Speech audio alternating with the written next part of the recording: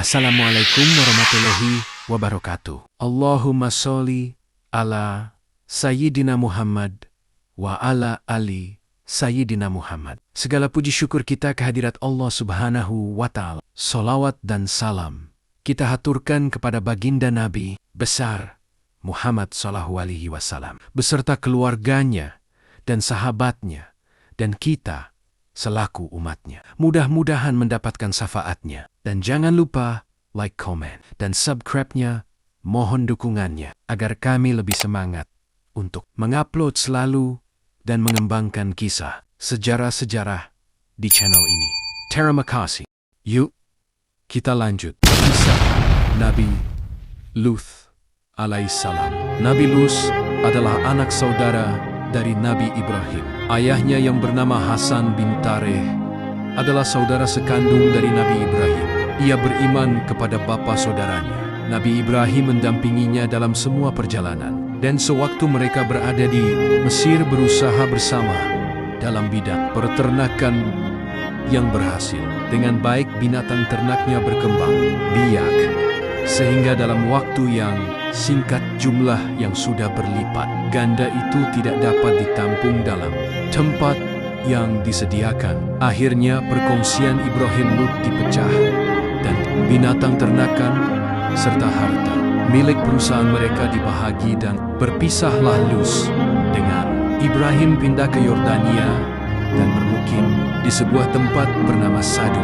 Nabi Lut diutuskan oleh Allah kepada rakyat Sadum. Masyarakat Sadum adalah masyarakat yang rendah tingkat moralnya, rusak mentalnya, tidak mempunyai pegangan agama atau nilai kemanusiaan yang beradab. Kemaksiatan dan kemungkaran bermaharajalela dalam pergaulan hidup mereka. Pencurian dan perampasan harta milik merupakan kejadian hari-hari di mana yang kuat menjadi kuasa, sedang yang lemah menjadi korban. Penindasan dan perlakuan sewenang-wenang. Maksiat yang paling menonjol yang menjadi ciri khas hidup mereka adalah perbuatan homoseks liwat di kalangan lelakinya dan lesbian di kalangan wanitanya. Kedua-dua jenis kemungkaran ini begitu bermaharajalela di dalam masyarakat, sehingga kan ianya merupakan suatu kebudayaan bagi kaum Sadum.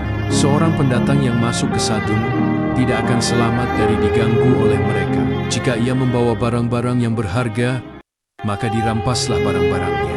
Jika ia melawan atau menolak menyerahkannya, maka nyawanya tidak akan selamat. Akan tetapi jika pendatang itu seorang lelaki yang bermuka tampan dan berparas elok, maka ia akan menjadi rebutan di antara mereka dan akan menjadi korban perbuatan keji lelakinya.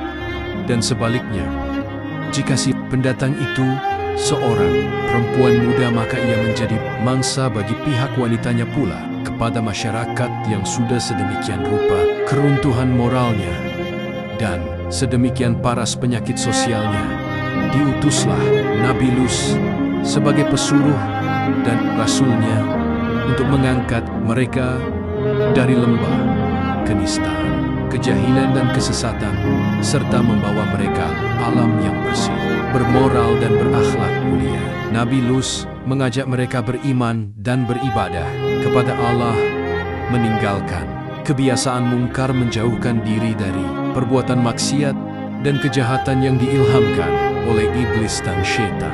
Ia memberi penerang kepada mereka bahwa Allah telah mencipta mereka dan alam sekitar mereka tidak meredi amal perbuatan mereka yang mendekati sifat dan tabiat kebinatangan dan tidak sesuai dengan nilai-nilai kemanusiaan, dan bahwa Allah akan memberi ganjaran setimpal dengan amal kebajikan mereka yang berbuat baik dan beramal soleh akan diganjar dengan syurga di akhirat, sedang yang melakukan perbuatan mungkar akan dibalaskannya dengan memasukkannya ke dalam neraka jahanam. Nabi Lut berseru kepada mereka agar meninggalkan adat kebiasaan, yaitu melakukan perbuatan homoseks dan lesbian, karena perbuatan itu bertentangan dengan fitrah dan hati nurani manusia, serta menyalahi hikmah yang terkandung di dalam penciptaan manusia menjadi dua jenis, yaitu lelaki dan wanita. Juga kepada mereka diberi nasihat dan dianjurkan supaya menghormati hak dan milik masing-masing dengan meninggalkan perbuatan perampasan, perompakan, serta pencurian yang selalu mereka lakukan di antara sesama mereka dan terutama kepada pengunjung yang datang ke Sadum. Diterangkan bahwa perbuatan-perbuatan itu akan merugikan mereka sendiri karena akan menimbulkan kekacauan dan ketidakamanan di dalam negeri, sehingga masing-masing dari mereka tidak merasa aman dan tentram dalam hidupnya. Demikianlah Nabi Lut melaksanakan dakwahnya sesuai dengan tugas risalahnya, tidak henti-henti, menggunakan setiap kesempatan dan dalam tiap pertemuan dengan kaumnya secara berkelompok atau secara berseorangan mengajak agar mereka beriman dan percaya kepada Allah, menyembahnya, melakukan amal soleh dan meninggalkan perbuatan maksiat dan mungkar. Akan tetapi keruntuhan moral dan kerusakan akhlak sudah berakar SGT di dalam pergaulan hidup mereka dan pengaruh hawa nafsu dan penyesatan syaitan sudah begitu kuat menguasai tindak tanduk mereka. Maka dakwah dan ajakan Nabi Lut yang dilaksanakan dengan kesabaran dan ketekunan tidak mendapat tanah yang subur di dalam hati dan pikiran mereka, dan berlalu laksana suasana teriakan di tengah-tengah padang pasir. Telinga mereka sudah menjadi peka bagi ajaran-ajaran Nabi Lut, sedang hati dan pikiran mereka sudah tersumbat rapat dengan ajaran syaitan dan iblis. Akhirnya kaum Lut merasa dan kesal hati mendengar dakwah dan nasihat-nasihat Nabi Lut yang tidak putus-putus. Itu dan minta agar ia menghentikan aksi dakwahnya atau menghadapi pengusir dirinya dari Sadum bersama semua keluarganya. Dari pihak Nabi Lut pun sudah tidak ada harapan lagi. Masyarakat Sadum dapat terangkat dari lembah kesesatan dan keruntuhan moral mereka dan bahwa meneruskan dakwah kepada mereka yang sudah buta tuli hati dan fikiran serta mensia-siakan masa. Ubat satu-satunya menurut fikiran Nabi Lut untuk mencegah penyakit akhlak itu yang sudah parah itu menular kepada tetangga-tetangga dekatnya ialah dengan membasmikan mereka dari atas bumi sebagai pembalasan ke atas terhadap kekerasan kepala mereka, juga untuk menjadi ibrah dan pengajaran umat-umat di sekelilingnya. Beliau memohon kepada Allah agar kepada kaumnya masyarakat Sadum diberi pengajaran berupa azab di dunia sebelum azab yang menanti mereka di akhirat kelak. Para malaikat tamunya Nabi Ibrahim bertamu kepada Nabi Lut. Permohonan Nabi Lut dan doanya diperkenankan dan oleh Allah Subhanahu wa Ta'ala. Dikirimkanlah kepadanya 3 orang malaikat menyamar sebagai manusia biasa. Mereka adalah malaikat yang bertamu kepada Nabi Ibrahim dengan membawa berita gembira atas kelahiran Nabi Ishak dan memberitahu kepada mereka bahwa dia adalah utusan Allah dengan tugas menurunkan azab kepada kaum Lut penduduk kota Sadum. Dalam kesempatan pertemuan mana Nabi Ibrahim telah mohon agar penurunan azab ke atas kaum Sadum ditunda. Kalau mereka kembali sedar mendebugarkan dan mengikuti ajakan Lut serta bertaubat dari segala maksiat dan perbuatan mungkar. Juga dalam pertemuan itu Nabi Ibrahim mohon agar anak saudaranya Lut diselamatkan dari azab yang akan diturunkan ke atas kaum. Saum permintaan mana oleh para malaikat itu diterima dan dijamin bahwa Lut dan keluarganya tidak akan terkena azab. Para malaikat itu sampai di Sadum dengan menyamar sebagai lelaki remaja yang berparas, tampan dan bertubuh yang elok dan bagus. Dalam perjalanan mereka hendak memasuki kota, mereka berselisih dengan seorang gadis yang cantik dan ayu sedang mengambil dari sebuah perigi. Para malaikat atau lelaki remaja itu bertanya kepada si gadis, kalau mereka diterima ke rumah sebagai tetamu. Si gadis tidak berani memberi keputusan sebelum ia berunding terlebih dahulu dengan keluarganya. Maka ditinggalkanlah para lelaki remaja itu oleh si gadis, seraya ia pulang ke rumah cepat-cepat untuk memberitahu ayahnya. Si ayah, yaitu Nabi Lut sendiri, mendengar laporan putrinya menjadi bingung. Jawaban apa yang harus ia berikan kepada para pendatang yang ingin bertamu ke rumahnya untuk beberapa waktu? Namun, menerima tamu-tamu remaja yang berparas tampan dan kacak akan mengundang risiko gangguan kepadanya dan kepada tamu-tamunya dari kaumnya yang tergila-gila oleh remaja-remaja yang mempunyai tubuh bagus dan wajah elok. Sedang kalau hal yang demikian itu terjadi, ia sebagai tuan rumah harus bertanggung jawab terhadap keselamatan tamunya. Padahal ia merasa bahwa ia tidak akan berdaya menghadapi kaumnya yang bengis-bengis dan haus maksiat itu. Timbang dan punya fikir. Akhirnya diputuskan oleh Nabi Lut bahwa ia akan menerima mereka sebagai tamu di rumahnya, apapun yang akan terjadi sebagai akibat. Keputusannya ia pasrahkan kepada Allah yang akan melindunginya. Lalu pergilah ia sendiri menjemput tamu-tamu yang sedang menanti di pinggir kota, dan diajaklah mereka bersama-sama ke rumah pada saat kota Sadum sudah diliputi kegelapan dan manusianya sudah nyenyak tidur di rumah masing-masing.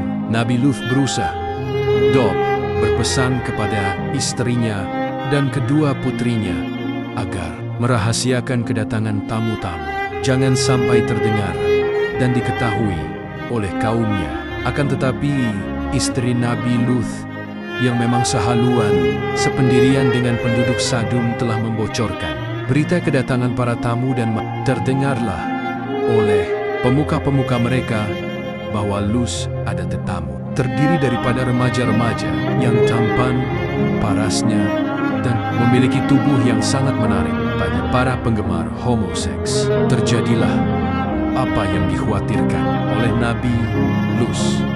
Begitu tersiar dari mulut ke mulut berita kedatangan tamu-tamu remaja di rumah Lut. Berdatanglah mereka ke rumahnya untuk melihat para tamunya dan memuaskan nafsunya. Nabi Lut tidak membuka pintu bagi mereka dan berseru agar mereka kembali ke rumah masing-masing dan jangan mengganggu tamu-tamu yang datangnya dari jauh, yang sepatutnya dihormati dan dimuliakan. Mereka diberi nasihat agar meninggalkan adat kebiasaan yang keji itu, yang bertentangan dengan fitnah manusia dan kudrat alam, di mana Tuhan telah menciptakan manusia berpasangan antara lelaki dengan perempuan untuk menjaga kelangsungan perkembangan umat manusia sebagai makhluk yang termulia di atas bumi. Nabi Lut berseru agar mereka kembali kepada istri mereka dan meninggalkan perbuatan maksiat dan mungkar yang tidak senonoh sebelum mereka dilanda azab dan seksaan Allah. Seruan dan nasihat-nasihat Nabi Lut dihiraukan dan dipedulikan. Mereka bahkan mendesak akan menolak pintu rumahnya dengan paksa dan kekerasan. Kalau pintu tidak dibuka dengan sukarela, merasa bahwa dirinya sudah tidak berdaya untuk menahan arus orang-orang penyerbu dari kaumnya itu yang akan memaksakan kehendaknya dengan kekerasan. Berkatalah Nabi Lut secara terus terang kepada para tamunya, "Sesungguhnya aku tidak berdaya lagi menahan orang-orang itu menyerbu ke dalam. Aku tidak memiliki senjata dan kekuatan fisikal yang dapat menolak kekerasan mereka. Tidak pula mempunyai keluarga atau sanak saudara yang disegani mereka yang dapat aku mintai pertolongannya. Maka aku merasa sangat kecewa bahwa sebagai tuan rumah aku tidak dapat menghalaukan gangguan terhadap tamu-tamuku di rumahku sendiri." Begitu Nabi Lut selesai mengucapkan keluh kesahnya, para tamu segera mengenalkan diri kepadanya dan memberi identitinya. bahwa mereka adalah malaikat-malaikat yang menyamar sebagai manusia yang bertamu kepadanya, dan bahwa mereka datang ke Sadum untuk melaksanakan tugas menurunkan azab dan siksa atas rakyatnya yang membangkang dan enggan membersihkan masyarakatnya dari segala kemungkaran dan kemaksiat yang keji dan kotor. Kepada Nabi Luas, para malaikat itu menyarankan agar pintu rumahnya dibuka lebar-lebar untuk memberi kesempatan bagi orang yang haus homoseks itu masuk. Namun malangnya apabila pintu dibuka dan para penyerbu menindakkan kaki untuk masuk, tiba-tiba gelaplah pandangan mereka dan tidak dapat melihat sesuatu. Mereka mengusap-usap mata, tetapi ternyata sudah menjadi buta. Sementara para penyerbu rumah Nabi Lut berada dalam keadaan kacau bila, berbentur antara satu dengan lain, berteriak-teriak, menanya-nanya. Gerangan apa yang menjadikan mereka buta? Dengan mendadak para berseru kepada Nabi Lut agar meninggalkan segera perkampungan itu bersama keluarganya, karena masanya telah tiba bagi azab Allah yang akan ditimpakan. Para malaikat berpesan kepada Nabi Lut dan keluarganya agar perjalanan keluar kota, jangan seorang pun dari mereka menoleh ke belakang. Nabi Lut keluar dari rumahnya sehabis tengah malam bersama keluarganya, terdiri dari seorang istri dan 2 putrinya, berjalan cepat menuju keluar kota, tidak menoleh ke kanan maupun ke kiri sesuai dengan petunjuk para malaikat yang menjadi tamunya. Akan tetapi si istri yang menjadi musuh dalam selimut bagi Nabi Lut tidak tergamak meninggalkan kaumnya. Ia berada di belakang rombongan Nabi Lut, berjalan perlahan-lahan, tidak secepat langkah suaminya, dan tidak henti-henti menoleh ke belakang karena ingin mengetahui apa yang akan menimpa atas kaumnya, seakan-akan meneragukan kebenaran ancaman para malaikat yang telah didengarnya sendiri. Dan begitu langkah Nabi Lut berserta kedua puterinya melewati batas kota Sadum, sewaktu fajar menyingsing, bergetarlah bumi dengan dahsyatnya di bawah kaki rakyat Sadum, tidak terkecuali istri Nabi Lut yang munafik itu. Getaran itu mendahului suatu gempa bumi yang kuat dan hebat disertai angin yang kencang dan hujan batu sijil yang menghancurkan dengan serta merta kota Sadum berserta semua penghuninya. Mukjizat dan ayat Allah yang diturunkan untuk menjadi pengajaran dan ibrah bagi hamba-hambanya yang mendatang. Kisah Nabi Lut di dalam Al-Quran. Kisah Lut dalam Al-Quran terdapat pada 85 ayat dalam 12 surah. Di antaranya surah Al-Anbiya ayat 74 dan 75, surah As-Syu'ara ayat 160 sehingga ayat 175, surah Hud ayat 77 sehingga ayat 83, surah Al-Qamar ayat 33 sehingga 39, dan surah At-Tahrim ayat ke-10. Semoga kita bisa mengambil hikmahnya di dalam sejarah ini dan menjadi hamba Allah yang soleh, taat kepadanya dan Rasul-Rasulnya. Sekian dari kami, semoga bermanfaat. Wa'allahu a'lam bishawab. Wassalam.